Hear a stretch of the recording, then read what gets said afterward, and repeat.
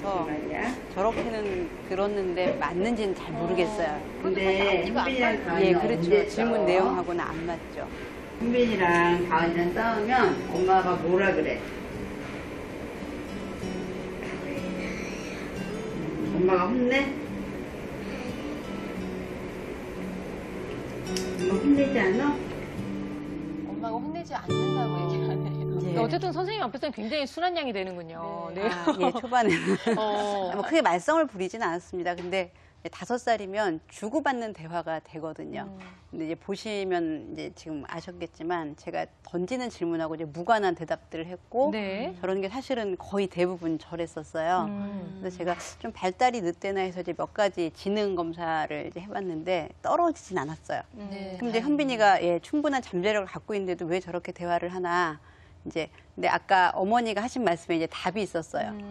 이렇게 항상 막내한테 맞춘다고 말씀을 하셨거든요. 네. 그러니까 이제 현빈이는 점점 커가는데 가정 내에서 이루어지는 대화의 수준은 막내 수준인 거죠. 그러니까 현빈이는 더 높은 수준의 대화를 이렇게 주고받고 그 문장을 구사할 수 있는 이제 그런 자극을 받아야 되는데 그런 것들이 지금 상당히 부족해서 아마 세 아이들이 전부 비슷하게 뭐 이거 먹어 싫어 다 줘 아니야 뭐 혹시 이 정도로 대화하지 않나요? 거의 대부분. 예. 그러니까 지금 그게 이제 막내한테는 맞는데 현빈이 수준에 안 맞는 거죠. 그러니까 지금 더 잘 말할 수 있는데도 불구하고 그거를 이렇게 연습할 수 있는 상황들이 네. 없었기 때문에 지금 저 정도로 대화를 하는 게 아닌가 제가 이렇게 생각이 선생님 들었습니다. 말씀 듣고 보니까 정말 그런 것 같네요. 그렇네요. 근데 또 현빈 입장에 생각해보면 선생님, 아직 현빈이도 5살 아이잖아요. 그렇죠. 근데 동생들이 막 생기다 보니 그 아이로서 받는 스트레스도 만만치 않을 것 같거든요. 그게 이제 지금 얼핏 보면 이제 떼쓰는 아이고 이제 네. 다른 애를 할퀴고 하는데 제가 한번 현빈이 입장에서 네. 짧은 4, 5년의 삶을 한번 정리해봤어요. 그래서 이제 첫 아이의 운명인 거죠. 첫 아이의 운명. 이제 자기가 태어났는데 아이들은 일정 기간은 독점적인 보살핌이 필요하거든요. 이때가 이제 애착을 형성하는 기간입니다. 근데 네네. 엄마가 또 금방 둘째를 가지셔서 혹시 몇 개월 만에 아이를 그 놀이방에 보내셨죠?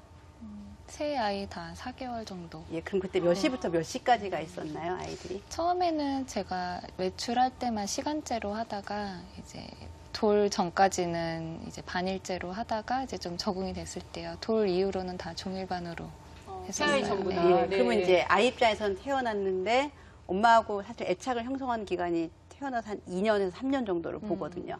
근데 아주 이르게 떨어졌고 낯선 장소에서 낯선 보살펴주는 분과 낯선 아이들 속에서 지낸 거죠.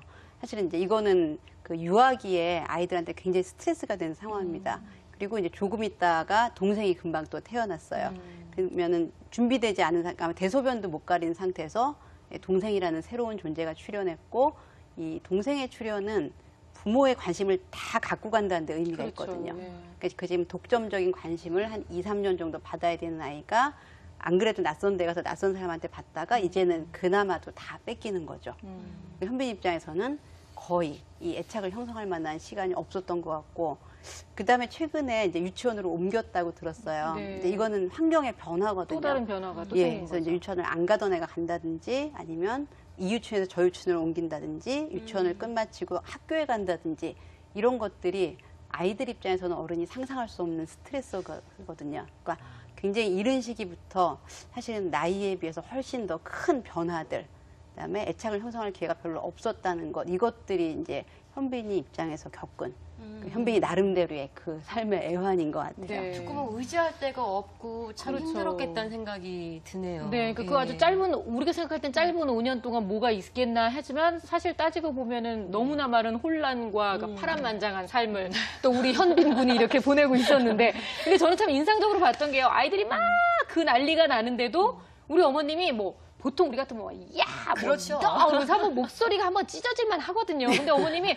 굉장히 평온하시고 가끔 아버님한테 자기야, 이거 왜 줬어?